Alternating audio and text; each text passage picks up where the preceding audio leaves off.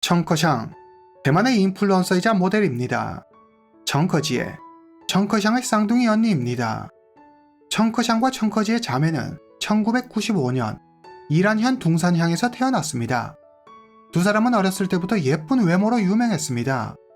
언니 청커지에는 보석 가게에서 아르바이트한 적이 있었는데 당시 언론에 나온 그녀의 인터뷰 모습을 본 사람들은 대만에서 가장 아름다운 보석 가게 직원이라며 그녀의 아름다운 외모를 칭송했습니다.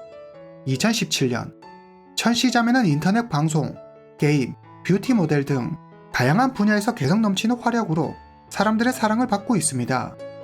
두 사람은 이란현에서 타이베이시와 인접한 신베이시로 이사합니다. 2017년 3월 1일 오전 10시 30분 동생 청커샹은 요즘 밀려드는 일로 눈코 뜰 새 없이 바쁜 시간을 보내고 있습니다. 오늘도 촬영 스케줄이 잡혀 있어 아침부터 꽃단장에 한창입니다. 머리에 한껏 힘을 주고 얼굴에 곱게 화장을 하죠. 외출 준비를 끝내 청커샹이 언니와 인사를 하고 집을 나섭니다. 그런데 아침에 집을 나간 청커샹이 다음날 새벽이 되어도 집에 돌아오지 않습니다. 언니 청커지에가 수십 통 전화해보지만 그녀는 전화를 받지 않습니다. 그런데 이때 동생 청커샹으로부터 한 통의 문자 메시지가 옵니다. 난 아무 일 없어요. 걱정 말아요 언니. 청커지에는 순간 싸한 기분이 들며 표정이 굳어버립니다. 청커샹에게 무슨 일이 생겼다. 동생은 평소 자기를 언니라고 부르지도 않고 높임말에 쓰지도 않습니다. 평소와 다른 말투에 이건 청커샹이 보낸 문자가 아니라는 걸 단박에 알 수 있었습니다. 청커지에는 다급히 동생 청커샹에게 어디냐고 묻는 메시지를 보냈지만 상대는 계속 딴 말만 해댑니다. 그리고 얼마 뒤 연락이 완전히 끊겨버리죠. 동생이 아니라고 확신한 청커지에는 가까운 파출소로가 신고합니다. 경찰이 청커샹의 휴대전화 위치를 추적해보니 타이베이도 신베이도 아닌 남쪽으로 100km 떨어진 타이중시에 있는 걸 확인합니다. 청커지에는 남자친구와 함께 그의 차를 타고 동생 청커샹의 휴대전화 신호가 잡힌 타이중시로 갑니다. 차를 타고 가는 동안 청커지에는 동생의 친구들에게 전화합니다. 그중 한 친구로부터 동생에 대한 이야기를 듣습니다. 량사해라고 청커샹하고 친한 애가 있어요. 량사해가 사진작가를 한 명 소개해줬는데 정위라고 그 사람하고 촬영한다고 했어요. 경찰은 량사해를 경찰서로 부릅니다. 량사해는 최근에 청커샹을 본 적 없다며 그녀가 어디에 있는지 모른다고 딱 잘라 이야기합니다. 하지만 경찰의 질문이 계속되자 그녀가 조심스럽게 입을 엽니다. 청커샹이 친하게 지내는 의류업체 사장이 있는데요. 그 사람하고 같이 있을 거예요. 근데 죄송하지만 그 사람이 누군지 전 말 못해요. 경찰은 량사해가 거짓말을 하고 있다고 생각합니다. 잠시 후 량사해가 휴대전화 번호 몇 개를 경찰에 건넵니다. 그러면서 그녀는 청커샹이 이 사람들 중 한 명과 같이 있을 확률이 높다는 이야기를 덧붙입니다. 하지만 량사해가 경찰에게 준 전화번호 중 연결이 되는 번호가 하나도 없었습니다. 경찰은 량사해가 의심스러웠지만 그녀를 더 이상 경찰서에 붙잡아둘 증거가 없었기 때문에 증거 부족으로 그녀를 풀어줍니다. 집으로 돌아간 량사해는 경찰로부터 부당한 일을 당했다며 SNS에 글을 올려 자신의 억울함을 호소합니다. 량사해의 SNS를 본 청커지에는 순간 얼어버립니다. 그녀는 황급히 동생 번호로 온 문자 메시지를 확인합니다. 어째 말투나 분위기가 량사해의 SNS에 올라온 글들과 비슷해 보였습니다. 청커지에는 청커샹의 또 다른 친구를 찾아가 청커샹과 친구가 나눈 문자 메시지를 확인합니다. 3월 1일 오전까지는 원래 동생의 말투였습니다. 그런데 어느 순간의 기점으로 동생 청커샹의 말투가 변했습니다. 비슷해 보이지만 이건 동생 청커샹이 보낸 메시지가 아니라는 걸 청커지에는 단박에 알 수 있었습니다. 누군가 동생인 척 친구에게 보낸 메시지 역시 량사해의 말투와 비슷해 보였습니다. 량사해가 동생을 어떻게 하고 동생 전화기로 아무 일 없는 척 연락한 건 아닐까? 그럼 동생은 지금 어디 있는 거지? 청커지에는 량사해가 의심스러웠습니다. 량사해는 청커샹과 아주 친한 친구 사이입니다. 청커지에는 동생을 걱정하며 잠을 이루지 못합니다. 3월 3일 아침 8시 10분 청커지에는 혹시나 하는 마음에 다시 동생에게 전화합니다. 그런데 수화기 너머로 낯선 남성의 목소리가 들렸습니다. 여보세요? 전화를 받은 사람은 타이 중시에 있는 한 5성급 호텔에서 일하는 직원이었습니다. 그는 말합니다. 저희 호텔 유실물 보관실에 전화기가 보관되어 있는 걸 보고 마침 분실 신고를 하려던 참이었는데 전화가 와서 받았어요. 청커지에는 전화를 끊고 경찰에 신고한 뒤 바로 해당 호텔로 향합니다. 청커지가 호텔에 도착하자 먼저 도착한 경찰이 보였습니다. 경찰은 이미 투숙객 명단을 확보한 상태였습니다. 호텔 투숙객 명단을 보니 양사회와 그녀의 남자친구 청유의 이름이 보입니다. 양사회는 최근에 동생 청커샹을 만난 적이 없다고 말했습니다. 그런데 동생의 휴대전화가 발견된 호텔에 양사회와 그녀의 남자친구가 묵었다니 경찰은 양사회와 청유가 묵었던 1122호방을 확인합니다. 방 안은 깨끗이 정돈되어 있었습니다. 경찰은 CCTV 영상을 확인합니다. 그리고 CCTV에서 청이가 1122호로 나와 유실물 보관실로 들어가는 모습을 확인합니다. 경찰은 청이가 청커샹의 전화기를 몰래 보관실에 놔두었을 것으로 추정합니다. 양사회, 청이 두 사람은 분명 청커샹의 실종과 관련이 있어 보입니다. 경찰은 두 사람을 용의선상에 올리고 이들에 대해 조사합니다. 양사회는 전과가 없었습니다. 하지만 청유는 달랐죠. 그는 타이베이시 경찰 수배 명단에 올라와 있는 자였습니다. 청유는 강력 사건의 용의자로 사람을 다치게 하고 여러 여성을 추행한 전과가 있었습니다. 하지만 사람을 죽인 적은 없었죠. 살인은 다른 범죄와는 또 다른 영역이었기에 아무리 망난이라도 쉽게 저지를 수 없는 범죄라는 점에서 경찰은 청커샹이 어딘가에 살아있을지도 모른다고 생각합니다. 경찰은 양사회, 청이를 경찰서로 소환해 조사합니다. 청이가 말합니다. 그날 청커샹과 촬영했어요. 근데 남자친구가 다퉜다며 별로 기분이 안 좋아 보이더라고요. 저도 청커샹이 지금 어디에 있는지 몰라요. 기분도 그렇고 어디 바람이나 쐬러 간 게 아닐까요? 경찰은 청커샹의 남자친구를 찾아갑니다. 그러나 청이의 진술과 달리 당시 두 사람은 싸우지 않았습니다. 경찰이 사실을 말하자 청이는 이번에는 다른 소리를 합니다. 사실 촬영이 끝나고 장 씨라는 사진작가와 같이 나갔어요. 그 사람은 신베이시 중어치에 살아요. 청커샹이 가방을 놓고 갔길래 제가 가지고 갔어요. 경찰은 청이가 말한 사진작가 장 씨에 대해 조사합니다. 하지만 장 씨는 사진작가가 아니었습니다. 그저 전에 청이와 함께 어울려 다니던 친구였을 뿐이죠. 게다가 그는 지금 대만에 없습니다. 2달 전 항저우로 간 이후 계속 항저우에서 지내고 있습니다. 한마디로 청이의 진술은 거짓이었습니다. 거짓말이 탄로 나자 청이는 태도를 바꿔 묵비권을 행사합니다. 청커샹의 부모는 언론과의 인터뷰에서 슬픔을 감추지 못합니다. 그들은 눈물을 흘리며 딸이 가족의 품으로 돌아올 수 있게 도와달라며 시민들의 적극적인 제보를 호소합니다. 경찰은 청이가 청커샹의 실종과 관련이 있다고 100% 확신했습니다. 경찰은 조금이라도 빨리 청커샹의 행방을 알아내기 위해 조사의 강도를 높입니다. 경찰은 청이의 과거 전과 기록을 언급하며 사실대로 말하지 않으면 더 큰 처벌이 기다리고 있을 거라고 겁을 줍니다.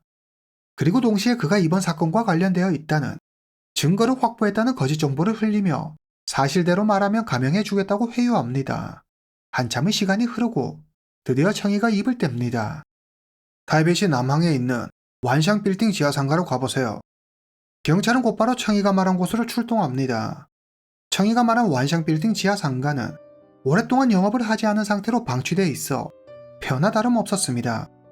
컴컴한 지하상가에 들어서자 악취가 코를 찌릅니다. 이건 시체가 부패할 때 나는 냄새입니다. 경찰은 청커샹이 이미 이 세상 사람이 아님을 직감합니다. 그들은 지하상가 구석진 곳에서 청커샹을 발견합니다. 그녀의 목에는 가방끈이 감겨 있었고 신발은 벗겨져 있었으며 알몸 상태였습니다. 경찰서에 있던 청이는 모든 걸 단념한 듯 말합니다. 사실 량사해랑 같이 범행을 저질렀어요. 그리고 우리는 타이중시에 있는 호텔로 도망쳤죠. 모든 건 량사해의 뜻이었어요. 전 그저 여자친구가 시키는 대로 했을 뿐이죠. 청커샹이 죽었다는 소식에 량사해는 비통한 표정을 지으며 눈물을 흘립니다. 그녀의 모습에 경찰이 가증스럽다는 듯 비웃으며 말합니다. 저기, 연기는 이쯤에서 그만두고 당신 남자친구가 다 불었어. 량사해는 청이가 거짓말을 하고 있다며 자신의 결백을 주장합니다. 한편 청커샹이 발견된 현장을 조사하던 경찰은 청이의 단독 범행 가능성을 제기합니다. 지하상가 바닥에 청커샹을 질질 끌고 가면서 생겼을 것으로 추정되는 자국이 있었는데 만약 량사이가 있었다면 청이와 함께 청커샹을 옮겼을 거고 그러면 바닥에 자국이 남지 않았을 겁니다. 그리고 청커샹이 발견된 곳 주변에서 청이 한 사람의 발자국만 발견되죠. 경찰은 지하상가 계단에서 마스크와 생수병을 발견하고 마스크와 생수병, 청커샹의 손톱을 잘라 국가수에 보내 DNA 분석을 의뢰합니다. 그렇다면 청이는 사건에 대해 어떤 이야기를 했을까요? 경찰이 집요한 추궁에 청이가 마침내 입을 엽니다. 청커샹은 자기가 인기 좀 있고 잘 나간다고 늘 량사이를 무시하고 깎아내렸어요. 무슨 너같이 생긴 애가 왕홍을 한다고 설치냐면서 량사이가 너무 속상하다고 복수하고 싶다고 했죠. 그래서 우리는 청커샹을 완샹 빌딩 지하상가로 불러냈어요. 청커샹이 지하상가에 나타나자 량사이가 저한테 몹쓸 짓을 하라고 시키더라고요. 손전등까지 비춰주면서 말이죠. 하는 수 없이 량사이가 시키는 대로 청커샹을 범했어요. 근데 청커샹이 너무 강하게 저항하더라고요. 놀란 량사이가 들고 있던 손전등으로 청커샹의 머리를 때려 기절시키고 정 가방끈으로 목을 졸랐어요. 너무 당황해서 그만 힘 조절을 못했어요. 정말 실수였어요. 량사이가 다 시킨 거예요. 전 그녀가 하라는 대로 했을 뿐이에요. 청이의 진술은 사실일까요? 그럼 량사이가 어떤 사람인지 먼저 알아보겠습니다. 량사해, 당시 나이 22세. 량사해와 청커샹은 오랜 친구 사이입니다. 두 사람은 자주 같이 찍은 사진을 SNS에 올려 자신들의 친분을 과시합니다. 사진 속 두 사람은 같이 밥을 먹고 생일을 축하해 주는 등 무척 가까워 보였습니다. 량사이는 타이베이시 남항구에서 태어났습니다. 량사해의 아버지는 중국에서 두 번째 아내인 량사해의 어머니를 만나 량사해와 여동생을 낳고 화목하게 살았습니다. 량사해의 아버지는 퇴직한 경찰관입니다. 그녀의 아버지는 퇴직하면서 큰 금액의 퇴직금을 받았고 어머니는 과자 가게를 해 집안 형편은 넉넉한 편이었습니다. 2017년 2월 량사해의 아버지가 병으로 세상을 떠납니다. 이웃의 말에 따르면 량사해는 어머니와 사이가 좋지 않았다고 합니다. 두 사람이 다투는 소리가 밖에까지 들릴 정도였다고 하죠. 들리는 풍문에 따르면 그녀는 호텔 내 유흥업소에서 일한 적도 있다고 합니다. 만약 사실이라면 이런 문제들로 어머니와 갈등을 일으킨 게 아닌가 싶습니다. 학창시절 량사해는 예쁘장한 외모로 남자들의 마음을 사로잡았습니다. 인기가 꽤 많았죠. 하지만 공부는 량사의 적성에 맞지 않았습니다. 2017년 3월 량사해는 대학 등록금을 내지 않아 학교에서 제적을 당합니다. 2015년 량사해는 앨범까지 낼 정도로 유명한 플러거 성결석과 1년간 교제를 합니다. 그러나 둘의 만남과 헤어짐은 그리 유쾌하지 못했습니다. 헤어진 후에도 두 사람은 SNS를 통해 서로 헐뜯기 바빴죠. 2년 후 량사해는 새 남자친구를 만납니다. 그는 자기가 퓰리처상과 소니 월드 포토그래피 어워드 후보에 올랐던 유명 사진작가이며 자기 아버지가 명품 브랜드 까르띠에, 프라다, 클로의 임원이라고 말합니다. 이자가 바로 오늘 사건의 주요 용의자 청이입니다. 청이와 량사해는 사이좋은 연인이었습니다. 하지만 지금 두 사람은 서로를 범인으로 지목하고 있죠. 이때 경찰은 완샹 빌딩 지하상가 주변에 있는 편의점 CCTV에서 중요한 단서를 발견합니다. 3월 1일 낮 11시 46분 모자를 쓰고 회색 옷을 입은 여성이 편의점 안으로 들어옵니다. 청이는 이 여성이 청커샹이라고 했습니다. 2분 뒤 검은 옷을 입은 여성이 청이와 함께 편의점으로 들어옵니다. 청이는 이 여성을 자신의 여자친구 량사해라고 했습니다. 낮 12시 26분 청이와 검은 옷을 입은 여성이 완샹 빌딩으로 들어갑니다. 모자를 쓰고 회색 옷을 입은 여성은 다른 문을 통해 완샹 빌딩으로 들어갑니다. 경찰은 청이의 진술대로 모자를 쓰고 회색 옷을 입은 여성을 청커샹으로, 검은 옷을 입고 청이와 함께 움직인 여성을 량사해라고 단정짓고 량사해, 청이 두 사람을 범인으로 확신합니다. 그리고 도중에 증거인멸 등 우려를 고려해 구속영장을 청구합니다. 량사해는 CCTV 속 검은 옷을 입은 여성은 자기가 아니라며 강하게 부인합니다. 당시 자신은 집에 있었다고 하죠. 하지만 량사해의 남자친구 청이는 그녀가 맞다고 진술합니다. 해당 사실이 언론을 통해 알려지자 사람들은 량사해에게 맹비난을 퍼부었습니다. 절친을 질투해 남자친구를 이용해서 몹쓸 짓을 한 것도 모자라 죽이기까지 했다며 악녀라고 손가락질하죠. 게다가 사건이 일어나기 얼마 전 아버지를 하늘로 보낸 사람이 한 달도 되지 않아 어떻게 이런 악독한 범죄를 저지를 수 있냐며 사람들의 비난과 따가운 시선이 모두 량사에게로 향합니다. 앞에서 청이가 청커샹이 실종된 날 청커샹과 함께 나갔다고 거짓 진술한 사진작가 장 씨를 기억하십니까? 그는 사실 사진작가가 아니라 잠시 어울려 놀던 청이의 친구였죠. 이름 장용우. 그는 인터넷에 청이의 실체를 폭로합니다. 청이는 자기가 재벌 2세라고 떠벌리고 다니지만 다 새빨간 거짓말이에요. 걔가 들고 다니는 차키 있죠? 페라리, 람보르기니, 마세라티 이런 자동차 키. 그거 다 타오바오에서 산 가짜들이에요. 그리고 그 블랙카드 있죠? 그것도 타오바오에서 산 거예요. 블랙카드가 있다고 자랑하면서 밥 먹고 술 마실 때 한 번도 결제한 걸 본 적이 없어요. 그러면서 하는 말이 미국에서 발급받은 카드라 여기서는 쓸 수 없다나 뭐라나. 그리고 자기가 판빙빙, 권지용하고 친구래요. 기가 막히죠. 그것뿐인 줄 아세요? 자기 집이 프랑스에 있는데 나중에 같이 가자더라고요. 하지만 지금까지 자기 집도 보여준 적 없어요. 맨날 이런 걸로 사기쳐서 여자들을 꼬신다니까요. 아무것도 모르는 여자들한테 접근해서 모델로 데뷔시켜주겠다고 사기쳐서 돈 뜯어내고 몹쓸 짓 하고 하여튼 인간 말종이에요. 청이를 조사하던 경찰은 그의 화려한 범죄 경력에 깜짝 놀랍니다. 청이는 2016년 말 사진 촬영을 빌미로 모델을 꿰어내 몹쓸 짓을 하려다 모델이 도망쳐 신고하면서 수배가 됩니다.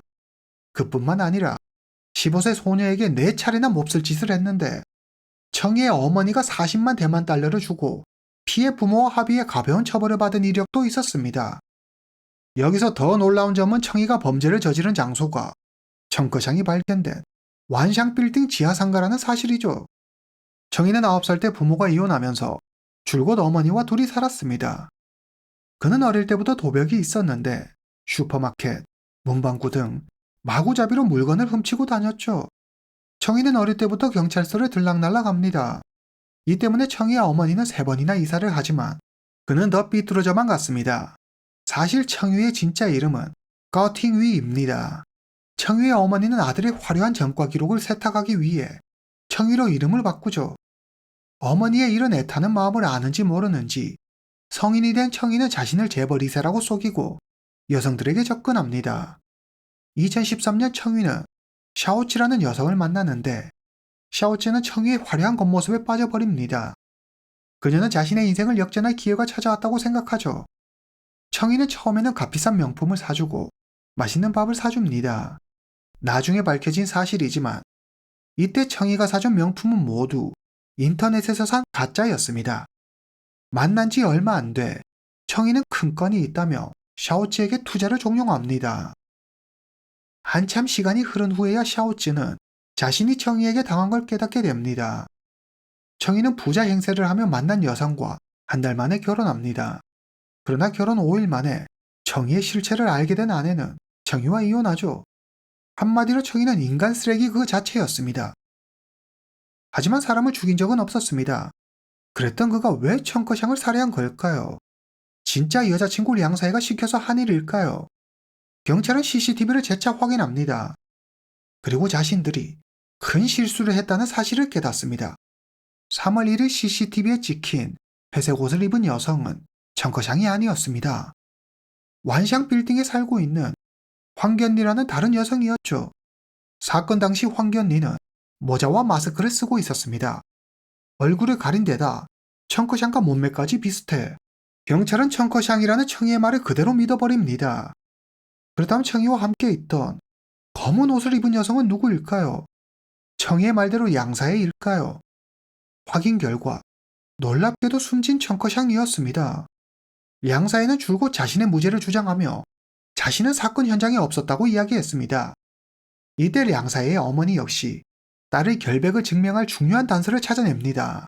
양사이의 어머니는 딸의 억울함을 풀어주기 위해 동네에 설치된 CCTV를 모두 다 확인하고 다녔는데 집 주변에 설치된 CCTV에서 저녁 6시 20분 무렵 집을 나와 외출하는 딸의 모습을 발견합니다. 양사이의 말대로 사건 당시 그녀는 사건 현장이 아닌 정말 자신의 집에 있었습니다. 하지만 경찰도 경찰 나름대로 량사해가 사건 현장에 있었다고 믿었던 이유가 있었습니다. 휴대전화 위치 추적에서 량사해의 휴대전화가 범행 시각 사건 현장에 있던 것으로 드러났기 때문입니다. 조사 결과 경찰은 청이가 량사해의 휴대전화를 훔쳐갔다는 걸 알게 됩니다. 그리고 량사해의 휴대전화로 량사해인 척 청커샹과 연락한 사실도 밝혀내죠. 이때 국과수 DNA 분석 결과가 나옵니다. 분석 결과 사건 현장에서 발견된 마스크와 생수병, 청커샹의 손톱에서 청위, 한 사람의 DNA만 발견됩니다. 이것은 범행 당시 현장에 청이와 청커샹 두 사람뿐이었다는 걸 의미하죠. 이후 이어진 경찰 조사에서 량사해의 집에서 청커샹의 시계와 휴대전화 케이스, 소지품 등이 발견되는데 이는 모두 청이가 일부러 그녀의 집에 가져다 둔 것이었습니다. 대체 청이는 왜 이토록 계획적이고 집요하게 자신의 여자친구 량사해를 공범으로 끌어들이려 한 걸까요? 그 이유는 간단했습니다. 살인죄는 최소 징역 20년 이상인 반면 살인 방조죄는 그보다 약한 징역 14년 이하의 처벌을 받기 때문에 감형받기 위해 어떻게든 여자친구를 끌어들이려 한 것입니다. 범행이 드러날 경우 경찰이 자기보다는 친구인 량사해를 주범으로 볼 가능성이 크다고 판단했기 때문이죠. 진실이 밝혀지자 청이는 체념한 듯 모든 것을 자백합니다. 그러면 지금부터 그의 진술을 바탕으로 사건 당일 있었던 일을 재구성해 보겠습니다.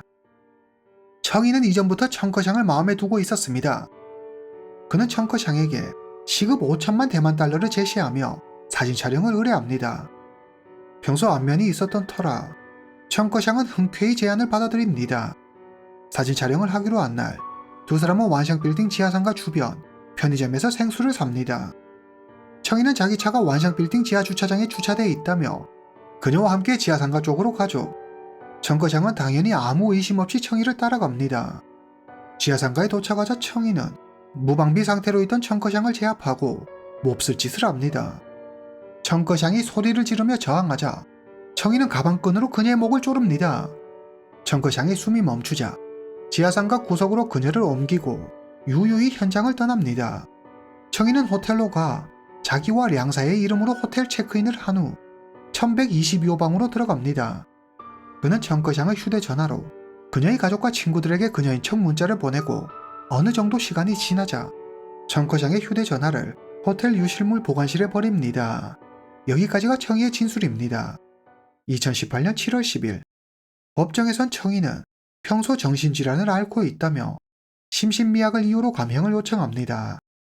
이에 검사는 미리 계획한 장소로 청커샹을 유인한 점, 범행 후 자신의 죄를 연인 량사에게 덮어씌우려고 한 점 등을 들어 사전에 치밀하게 준비된 계획 범죄임을 주장하며 사형을 구형합니다. 하지만 재판부는 청이에게 종신형을 선고하죠. 판사는 두 가지 이유를 들어 사형을 선고하지 않습니다. 첫째, 청이가 청커샹을 범할 당시 피해자가 소리를 지르는 바람에 청이가 당황해 우발적으로 살해한 듯 보인다. 둘째, 살해 방법이 잔인하지 않다. 판결이 선고되자 사형을 피한 청이는 미소를 지어 보였고 청커샹의 가족은 오열했습니다. 2020년 6월 고등법원에서 열린 2심에서 청이는 감형을 위해 정신감정을 의뢰하지만 그의 요구는 받아들여지지 않습니다. 2020년 10월 15일 대법원은 청이를 사형시켜 달라는 유족의 요구를 기각하고 원심 판결에 따라 종신형을 확정합니다.